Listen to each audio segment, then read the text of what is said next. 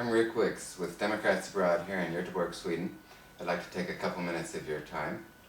The campaign for renewal of the American economy and to protect our rights to abortion, marriage, and medical care, to protect our environment, to protect our financial system, and to protect democracy itself. That vital campaign is now fully underway.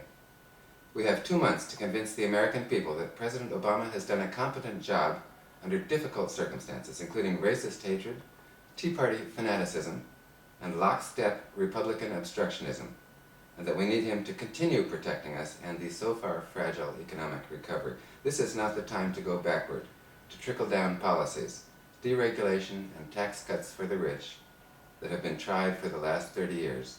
Those policies led to declining median incomes, while the incomes of the rich skyrocketed, and the power of big banks and corporations has become suffocating.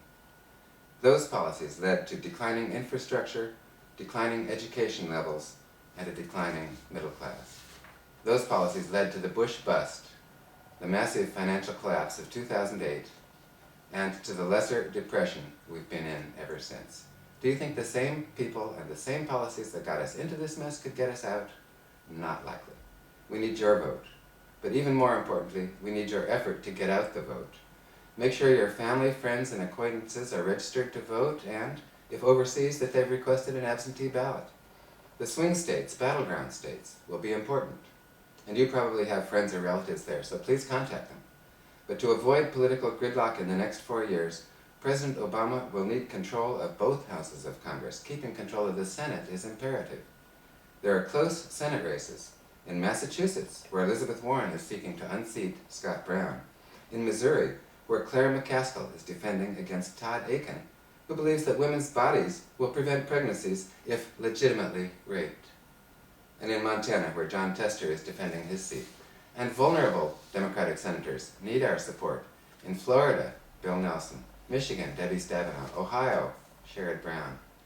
In addition, there are open, winnable Senate seats in Hawaii, Maine, Nevada, New Mexico, North Dakota, Virginia, and Wisconsin, many states that need our attention. Open Senate seats might even be in reach in Arizona, Indiana, and Nebraska.